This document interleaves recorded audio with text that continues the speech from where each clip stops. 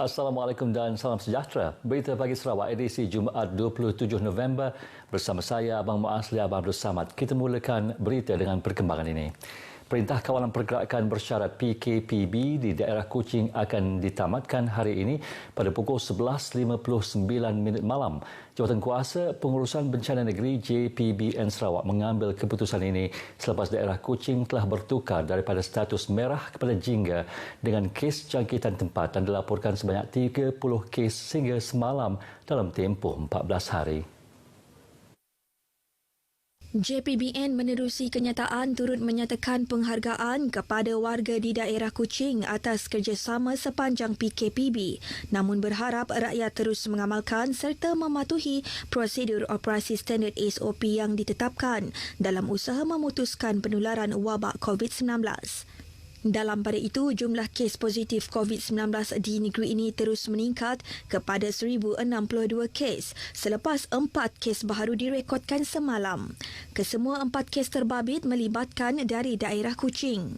2 kes merupakan kes saringan individu balik dari Kota Kinabalu, Sabah melibatkan 2 warga negara tempatan yang disaring dan dikenakan kuarantin wajib 14 hari sejurus tiba di lapangan terbang antarabangsa Kuching pada Rabu lalu.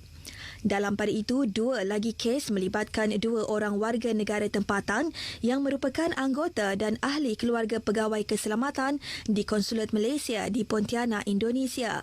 Kedua-dua individu terbabit masuk ke Sarawak melalui pintu masuk antarabangsa, Kompleks Imigresen, Kastam, Kuarantin dan Keselamatan Terbeduk Serian pada Selasa lalu dan telah disaring dan dikuarantin wajib.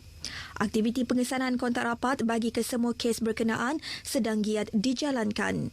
Setakat ini juga, 6 kluster di negeri ini dilaporkan masih aktif.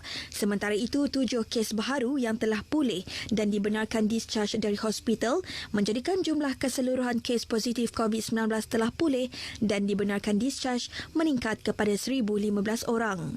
Semalam, 43 pesakit dalam siasatan PUI yang baru telah dilaporkan dan tiada kes PUI menunggu keputusan ujian makmal. Pusat Penyelidikan dan untuk Penyakit Berjangkit yang akan diwujudkan di Kota Semerahan bakal membuka peluang besar kepada para penyelidik, pensyarah serta penuntut universiti untuk memperluas pengetahuan dalam bidang penyelidikan berkaitan penyakit berjangkit terutama kategori penyakit-penyakit berjangkit tropika.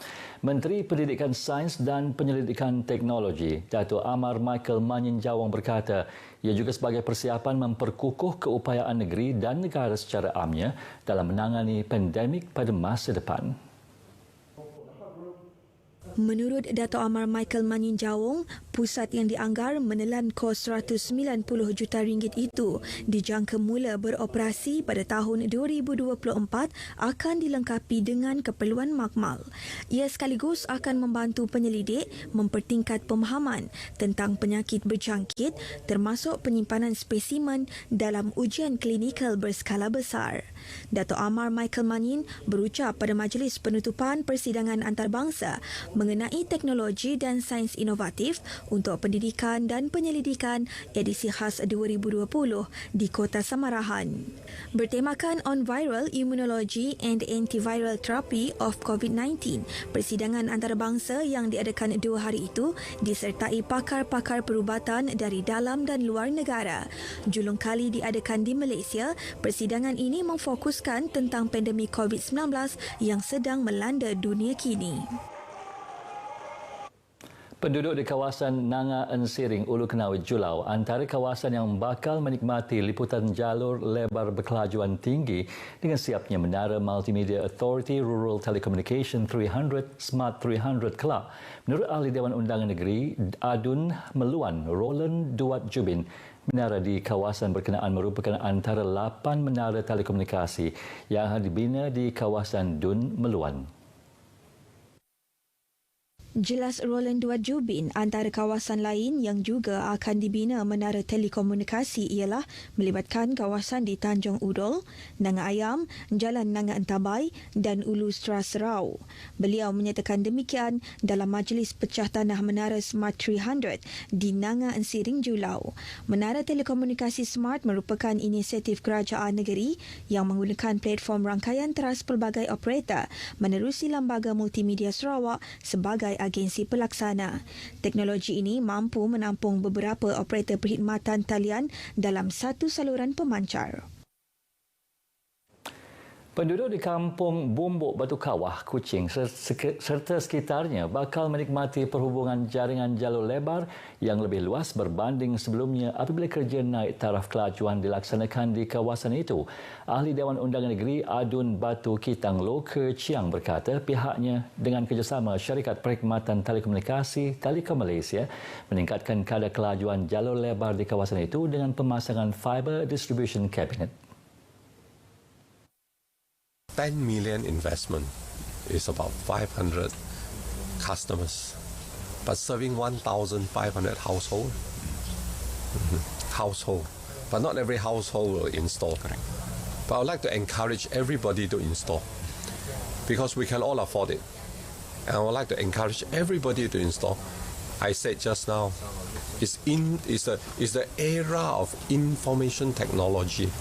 Jelasnya pemasangan itu menelan kos RM10 juta termasuk pemasangan jalur lebar ke rumah penduduk yang kini mencapai 30%. Beliau menyatakan demikian dalam sidang media selepas tinjauan liputan jalur lebar di Kampung Bumbuk Batu Kawah, Kuching.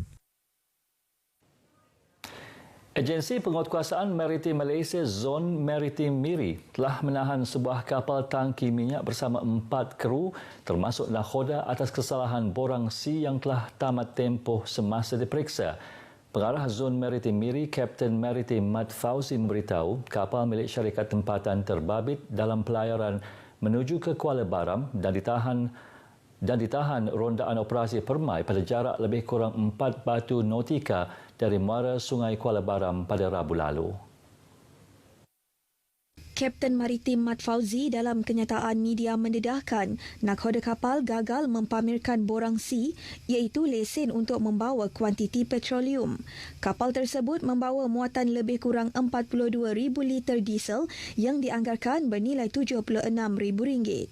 Jelas beliau kapal dikendalikan oleh 3 warga tempatan dan seorang warga Indonesia yang berumur dalam lingkungan 32 hingga 40 tahun. Kes disiasat di bawah peraturan petroleum, langkah-langkah keselamatan, pengangkutan petroleum melalui air 1985 atas kesalahan borang C yang telah tamat tempoh. Penduduk Serian yang tinggal di kawasan bukit dinasihati supaya sentiasa berwaspada sepanjang musim tengkujuh ini. Penolong pengarah operasi Jabatan Bomba dan Penyelamat Malaysia JBPM Sarawak, Hendry Ardimansyah berkata, dengan jumlah taburan hujan yang tinggi memberi risiko tanah runtuh yang akan meliputi jalan raya selain memutuskan accessibility. Hendry Ardimansyah menjelaskan ini susulan kejadian tanah runtuh di Kampung Selabi Serian yang berlaku pada Rabu lalu dan telah menjejaskan kira-kira 300 penduduk di kampung terbabit. Dalam insiden pukul 6.30 petang itu, tanah susur dari bukit berhampiran melimpah ke jalan raya akibat hujan lebat. Walau bagaimanapun, Hendry yang dihubungi RTM memaklumkan pembersihan jalan terbabit telah dilakukan oleh pasukan bomba dengan bantuan orang kampung dan jalan telah dibuka semula untuk pengguna jalan sejak 8 malam Rabu lalu. Seramai 140 peserta Perusahaan Kecil dan Sederhana PKS Seluruh Sarawak menyertai sesi perkongsian Skim Peningkatan Produktiviti Enterprise SPPE 2020 Journey to Excellence siri ketiga menerusi sesi dalam talian. Ia merupakan anjuran Perbadanan Produktiviti Malaysia MPC. Pengarah MPC Wilayah Sarawak Sarimah Misman memberitahu sesi kali ini bertujuan untuk mewujudkan kesedaran dan menerapkan budaya kualiti, produktiviti dan inovasi dalam kalangan peserta untuk meningkatkan daya saing syarikat terutama ketika mendepani situasi COVID-19. Beliau memberitahu demikian dalam ucapan perasmiannya. Sesi kali ini menampilkan 2 pengusaha iaitu Pengarah Urusan RFM Global Corporation Sendirian Berhad dan Pengarah Hartini Sendirian Berhad, Hartini Zailaini. Kisah duka ibu tunggal orang kurang upaya UKU Ani Nios di Kampung Bumbuk Batu Kawah Kuching mendapat perhatian Ahli Dewan Undangan Negeri Adun Batu Kitang Loh Ke Chiang. Apatah lagi, beliau baru-baru ini terpaksa menjalani pembedahan kaki akibat tergelincir di depan rumahnya. Ani Nios berusia 56 tahun berkata sejak kejadian itu, beliau yang bekerja sebagai penjaga lift terputus punca pendapatan dan memerlukan wang untuk mendapatkan surgical knee brace. Hasil lah mahal 400 lebih, tapi walaupun kita kata RM4.20 pun kita dah kata si mampu, memang bukan kemampuan kita lah. Sebab saya sebagai OKU ibu tunggal menyara 2 anak OKU memang dengan pendapatan yang si ke mana sepanjang tahun tu pun kami kerap, kami cuti sakit. Beliau yang mempunyai 2 orang anak OKU mengakui bantuan OKU yang diterima tidak mencukupi untuk perbelanjaan keluarganya. Selain insiden itu yang telah memadamkan punca pendapatannya, Ani juga turut mengalami masalah kesihatan yang lain namun menggagalkan diri untuk menyara anak-anaknya.